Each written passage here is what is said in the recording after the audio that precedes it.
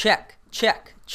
All right, hello everybody. Thank you for joining me in my leather chair that can be anywhere. I did a lot of reading over the holidays, but not a lot of recording. So I have to do a lot of book review catch up. So I'm doing a little lazy thing, which is green screen behind me so I can just change environments like that. I don't know why I'm doing this because I'm making a lot of work for me in editing. This review is Jim Butcher's Summer Night, which is the fourth book in the Dresden Files. And now look, gang, I've already done 3 reviews on Dresden File books. The first 3, which is Stormfront, Something About Vampires, Full Moon, and Grave Peril. All of them were fun, okay to various levels. And after that third one, my third review didn't do, so well as far as like views. And I was like, I'm gonna keep reading Jim Butcher, but I'll probably stop doing reviews on the channel. Whoops! Finally, Summer Night really helped me understand why people love this series so much. And I really started turning around on the character of Harry Dresden. Also, I want to say a shout out. Thank you, Michael. This is the first book I've ever read that was bought for me by a fan, so thank you so much. My Amazon wishlist is always down below if you want to send me something to read. I am so glad this is the first Dresden book that I own, because I thought it really took the series to new heights. The first couple are like, okay. This one I think is really, really good and enjoyable. And I was trying to think of ways that I could describe that as why, because I want this to be spoiler free, because I'd have to spoil 3 books to do spoiler discussion here, and I don't have a lot to say spoiler-wise about this. So this is kind of doubling as like a why you should read Dresden Files, especially why you should, if you at all like any of the first 3, like push through and keep reading. Because I can totally understand someone reading the first one saying, yeah, this is fun, but I don't really feel like reading more.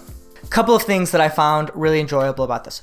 First off, there's a lot of really fun homages to fantasy of the past, and it's almost a love letter to a lot of fantasy. Just a couple examples. The murdered victim in this book is Ronald Rule, that's his name, which I'm sure many people out there immediately recognize are the middle names of J.R.R. Tolkien. The R.R. stands for Ronald Rule Tolkien.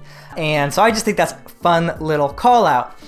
Also, there is a stone table that is pretty central to the whole plot in this book, and I think that's a pretty easy call out to Narnia, the Chronicles of Narnia, The Lion, the Witch, and the Wardrobe, where the stone table is a big deal and a big source of power. There's also the fact that fairies can't really touch iron, which is a call out to fairies in general. I think more specifically the Once and Future King, which I'm currently reading. That's a big part of Morgan Le Fay. So I just think there's a lot of really fun like call outs to these tales, but done in like a loving way, not in like a rip-off way, and taking those like ideas and really thinking about if those were real and if there, was a secondary sort of magical world next to our own, how that would look. And it's done not just in a flippant way, but in like a really fun, thought out way that I really enjoyed. The normal fast pace of the Dresden Files works that I enjoy is in this book, obviously, but also it has some moments of reflection, which I thought some of the first couple books lacked, and character development that I thought was really, really good, especially in his relationship with some of the female characters. In earlier books, they're somewhat sexualized for reasons that are unnecessary, and in this book, he starts to reflect on his chauvinism, I think, in some strong ways, even in some ways that like might not have obviously been wrong in the first couple books. So I enjoyed that. I hope it keeps getting better, because it's definitely not perfect, but I think that's really, really good.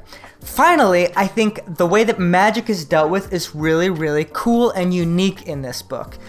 How Harry's relationship with magic works and his relationship with the magical world works, the power structures even in those worlds, in this case literally, not like figurative soft power, but hard like magical power, I think is really, really interesting. So overall, I really, really enjoyed Summer Night. I don't want to say more again because I don't want to spoil things, but I think it's really worth picking up, and I've heard that this series only gets better. So this is going to get a universal recommendation for me, which is my way up top there, and by far the best rating for a book in this series yet. So here's what I would say. I think this is a great book. If you really have trouble with some of the first ones, this isn't different enough where I would say keep going. I would say that it's fine. Just don't, read this. However, if you read the first couple, liked some aspects, but also saw some negatives, I would encourage you to try to push through to this fourth one, Summer Night, maybe even like skip Full Moon, although it does set up things for this one. But like this, I feel like was a really, really good book. And again, I've heard it even gets better from here. So that's my review of Summer Night by Jim Butcher. Please check out the Patreon if you haven't already. Like and subscribe, share, all that jazz. As always, first in, last out.